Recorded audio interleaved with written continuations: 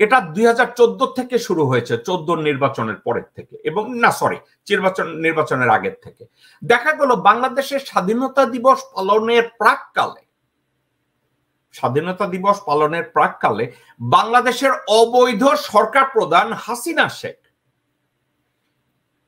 স্বাধীনতা দিবসের মন্তব্য করতে গিয়ে, ভাষণ দিতে গিয়ে দেখা গেল উনি ভারতীয় পতাকার ডিজাইনে তৈরি স্পেশাল একটা শাড়ি উনি পরিধান করলেন, এবং ভারতীয় পতাকার আদলে তৈরি ওই শাড়িটা পরে খুব গর্বের সাথে মঞ্চে উঠে উনি বক্তব্য দিলেন। এই সেই হাসিনা যে বেগম খালেদা জিয়াকে সমালোচনা করতে গিয়ে বলেছে মেরা দিল হায় পাকিস্তানি, মেরা উর্দু হিন্দুস্তানি, কিছু একটা এই অঙ্গভঙ্গি করে পতিতার ন্যায় এই মহিলা খালেদা জিয়াকে ব্যাখ্যা করেছে। ওয়ারাস এই মহিলা নিজে বাংলাদেশের স্বাধীনতা দিবসে প্রথম ভারতীয় পতাকা পরিধান করে বক্তব্য দিতে হাজির হয়েছে। এটা থেকে শুরু। এরপরে দেখা গেল আওয়ামী লীগের নেতা কর্মী এরা যারাই ভারতে যায়, ভারতে যাওয়ার সময় এবং দেশে বিশেষ কোনো অনুষ্ঠানে যাওয়ার সময় এবং ভারতীয় হাই কমিশনে যাওয়ার সময় তারা গলায় একটা স্কার্ফ পরে, ওই স্কার্ফটা হলো ভারতীয় পতাকা। এখন আপনাকে আমি একটা জিনিস দেখাই। 2014 সালে হাসিনা শেখ যেই ভারতীয় শাড়ি পরে মঞ্চে উঠেছে, সেটাই ভারতীয় পতাকা পরে, ভারতীয় পতাকার আদলে সে ওখানে গিয়ে নির্লজ্জের মতো বাংলাদেশের স্বাধীনতা নিয়ে উনি কথা বলতে গেলেন। এখন মন্ত্রীরাও, আমাদের যে মন্ত্রীরাও যারা অবৈধ মন্ত্রী, বিনা ভোটের মন্ত্রী, এরাও যখন ভারতে যায় এরাও দেখা গেল এই কাজটা করে। সময় স্বল্পতার জন্য ওই ছবিটা আমি এখন দেখাতে পারছি না, কিন্তু ওয়াদা করছি আগামী সপ্তাহে আবার আমি দেখাবো। এখন গত 2-3 দিন বা 3-4 দিন আগে চলচ্চিত্র পুরস্কার, বাংলাদেশের বগা খিচুড়ি মার্কা চলচ্চিত্র, যার কোনো ভ্যালু নাই বাংলাদেশে, সেখানে কতগুলা নেরি কুত্তা আছে, তারাও এখন হাসিনাকে এবং আওয়ামী মন্ত্রী নেতাদেরকে অনুকরণ করছে। কিভাবে অনুকরণ করছে একটু তাকিয়ে দেখুন। এই শুয়োরের বাচ্চারা এখন ভারতীয় পতাকা কাঁধে নিয়ে হাজির হয়, অর্থাৎ ভারতের কাছে কে কত বড় অনুগত। এখন আগে একটু রাগঢাক করত যে আমরা ভারতের সাথে তাবেদারি করে আমরা আমাদের ক্ষমতায় আঁকড়ে ধরে আছি, এখন আর রাগঢাক করে না। এখন স্ট্রেট ভারতের একটা পতাকা দিয়ে বলে আমি স্বীকৃত বেশ্যা। আমি জঘন্য ভাষায় কথা বলি, এটা সর্বজন কোটি কোটি লোকজনরা জানে আমি জঘন্য ভাষায় কথা বলি, এবং ওদের জন্য এর চেয়ে ভালোবাসা আমার নাই। আপনি বিষয়টাকে কিভাবে উপলব্ধি করেন? বাংলাদেশের তথাকথিত জোর করে ক্ষমতায় থাকা স্বীকৃত ভারতীয় দাসী হাসিনা শেখ বাংলাদেশের স্বাধীনতা দিবসে ভারতীয় পতাকা পরে ভাষণ দিতে আসে। মন্ত্রীরা, আওয়ামী লীগের অবৈধ মন্ত্রীরা ভারতে যায় ভারতীয় পতাকা কাঁধে নিয়ে, ভারতীয় হাই কমিশনে যায়, যে কোনো অনুষ্ঠানে যায়। আর এখন এই চলচ্চিত্রের পুরস্কার এই হারামজাদারা, যাদের ভ্যালু পৃথিবীতে কিছু না, তারাও এখন গলায় ভারতীয় স্কার্ট পরে আমাদের লোকজনদের সামনে বলছে উই ডোন্ট কেয়ার, আমরা ভারতীয় বেশ্যা। বিষয়টাকে আপনি কিভাবে দেখেন শেখ মহিউদ্দিন আহমেদ? আপনার মিউট করা। জি জ্যাকব মিল্টন, ধন্যবাদ আপনাকে। আপনি প্রধানমন্ত্রী শেখ হাসিনা যিনি বাংলাদেশকে দখল করে আছেন, তার যে ছবিটা দেখালেন, এটা হলো বিজয় দিবসের অনুষ্ঠানে, স্বাধীনতা দিবসের নয়। সো বিজয়, এবং এটা আমি সোশ্যাল মিডিয়ায় আমিও দেখেছি।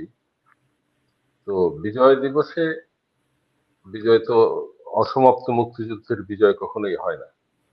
বিজয় যেহেতু আমাদের পক্ষ থেকে বিজয় হয়নি, বিজয়টা হয়েছে ভারতীয় পক্ষের, সেহেতু তিনি স্বাভাবিকভাবেই ভারতীয় পতাকা পড়তেই পারেন। আর ভারতের সাথে তার অনেক দেনা আছে, তার ক্ষমতায় প্রত্যাবর্তন, তার ক্ষমতায় থাকা, সবকিছু মিলিয়ে আহ, এই দেনা শোধ করার জন্য তাকে অনেক কিছুই, অনেক ভূমিকায় অভিনয় করতে হয়।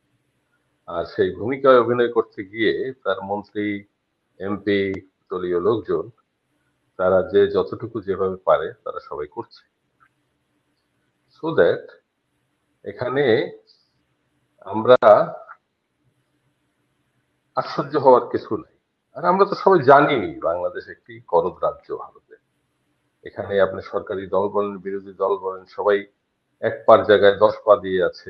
কি কখন কিভাবে ভারতের দালালি করবে? তো সেক্ষেত্রে আশ্চর্য হওয়ার কিছু নাই। আর চলচ্চিত্রে যারা আছে, আমরা এক সময় আমাদের আমাদের ইতিহাস ঐতিহ্য যদি দেখি, এরা হলো নট নটি, এবং সেটাই আধুনিকায়ন করা হয়েছে নায়ক নায়িকা, চলচ্চিত্র। তো অসুবিধা নাই, মানুষের চিত্ত বিনোদন করার জন্য তো একদল থাকেই। পৃথিবীতে আবহমান কাল থেকে চিত্ত বিনোদন করার জন্য, পয়সার বিনিময়ে চিত্ত বিনোদন করার জন্য একদল থাকবেই। এখন সমস্যাটা হলো চিত্ত বিনোদনকারীরা যখন আমাদের প্রভু বা কর্তৃত্বের পর্যায়ে চলে যায়, বিষয়টা সমস্যা সেখানে। এবং আপনি দেখেন এই কালচারটা আমাদের মধ্যে ঢুকানো হচ্ছে ভারত থেকে। কিভাবে? তাদের চলচ্চিত্রের লোকজন, তাদের এখন লোকসভা, রাজ্যসভা, সব সভায় কিন্তু তারা ঢুকে পড়েছে। ঠিক সেইভাবে বিধানসভা, আমাদের সংসদেও তাদেরকে ঢুকানোর জন্য একটি জোরসোর প্রচেষ্টা তারা চালিয়ে গেছে। এটা দুইটা লাভ তাদের। একটা হলো এই নট নটিদের দিয়ে আহ, গুরুত্বপূর্ণ জায়গাগুলা তারা নজরদারি করতে পারে, খবরাখবর নিতে পারে, এবং অতি অল্প সময়ের মধ্যে তাদের দ্বারা তাদের প্রচারণা তারা চালাতে পারে। এবং মানুষের মনস্তাত্ত্বিক ভাবে যে ওটাকে কি বলে আপনার মনস্তাত্ত্বিক দূষণ, এটা করার জন্য এরা হলো অ্যাপ্রোপ্রিয়েট।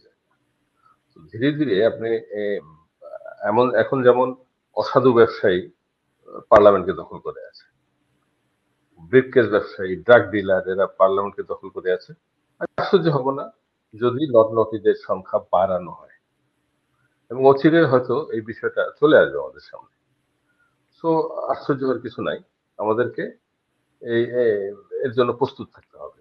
আর এখন আপনি দেখবেন, আহ, স্বীকার অস্বীকার যে যাই করুক, রাজনীতিতে সবাই আমরা জানি যে আমাদের পুরো বাংলাদেশের শাসন ব্যবস্থা, রাজনৈতিক প্রতিষ্ঠানগুলো, শিক্ষা প্রতিষ্ঠানগুলো, এবং প্রতিটি জায়গা, ব্যবসা বাণিজ্য, ইভেন মাদক সাম্রাজ্য, সবকিছুই এখন নিয়ন্ত্রিত হয় ভারতের দ্বারা।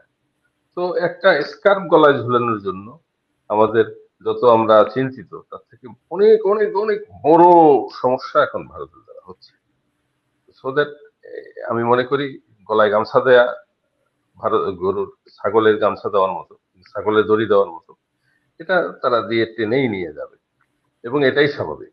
আমার একটা একটা কথা আমি আপনাকে বলি, শোনেন, আপনি যেহেতু তুলেছেন চলচ্চিত্রের লোকজনের কথা, আপনি ডক্টর হুমায়ুন আজাদ, এটা তাদেরই লোকজন। ডক্টর হুমায়ুন আজাদ প্রথম যখন প্রবচন চালু করেন, তিনি প্রথম 50টি প্রবচন লিখেছেন। যে প্রবচনটি আমারই একটি ম্যাগাজিনে প্রথম তিনি ছেপেছিলাম আমরা। সেই প্রবচনের মধ্যে একটি ছিল সৈয়দ শামসুল হক কে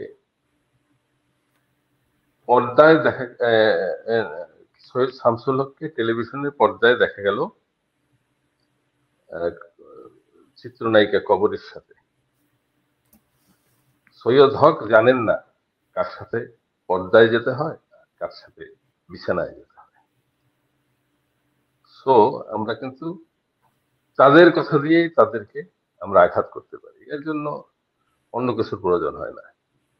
তো আমাদের নতুন প্রজন্মকে নষ্ট করার জন্যই যে কাজগুলো করার, ধোলাই করার দরকার, এগুলো তারা করে রাখছে, কারণ জানে যে আমাদের মগজ ধোলাই আর করার কোনো সম্ভাবনা নাই, মানে কোনো তাদের সফল হওয়ার কোনো সম্ভাবনা নাই। তাই নতুন প্রজন্মের দিকেই তাদের আগ্রহ। আপনি দেখবেন ইদানিং কালে বাংলাদেশে অত্যধিক পরিমাণে তথাকথিত সাংস্কৃতিক অনুষ্ঠানমালা বেড়েছে। এটার উপরে ভিত্তি করে তাদের বাণিজ্য শুরু হয়েছে, নানানবিধ বাণিজ্য। এবং এই অপসংস্কৃতিমূলক অনুষ্ঠানগুলোর দ্বারা পুরোপুরি ভাবে এখন আর মেধা বিনষ্ট করে দেওয়ার এটারও একটি উপায়, ওখানে আবার ড্রাগও চলবে, তো নানান ভাবে ব্যবসা আর কি। তো আমি আমি এখন আর আশ্চর্য হই না, কারণ বাধা দেওয়ার তো লোক নাই, ওই মাটিতে বাধা দেওয়ার লোক এখন নাই।